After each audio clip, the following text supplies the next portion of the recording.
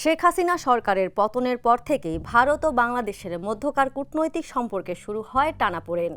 আর এরই রেশ ধরে বাংলাদেশি নাগরিকদের জন্য ভিসা কার্যক্রম বন্ধ করে দেয় ভারতের কেন্দ্রীয় সরকার। এক সময়ের বন্ধুত্বের সম্পর্ক দিনে দিনে গড়াচ্ছে বিদ্বেষের দিকে।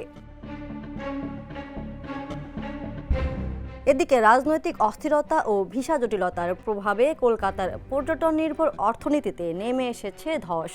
সামগ্রিকভাবে কলকাতার ব্যবসায়ীদের ক্ষতি ছুঁয়েছে প্রায় 5,000 কোটি রুপি।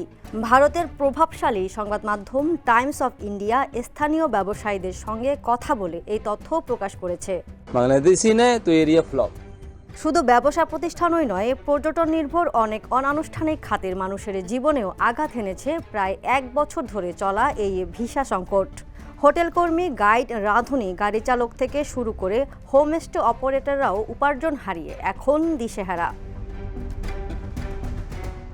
এ বিষয়ে মার্কুইস স্ট্রিটের কারেন্সি এক্সচেঞ্জার্স অ্যাসোসিয়েশনের সম্পাদক বলেন, আমরা সম্পূর্ণরূপে বাংলাদেশি পর্যটকদের উপর নির্ভরশীল ছিলাম, এখন টিকে থাকাই কঠিন হয়ে পড়েছে।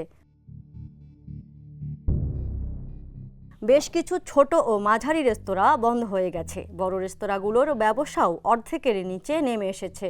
আমাদের আয় মাত্র 20% এসে ঠেকেছে। এই অবস্থা বেশি দিন চললে আমাদের টিকে থাকাও অসম্ভব হয়ে পড়বে বলে জানান রাঁধুনি রেস্তোরাঁর মালিক।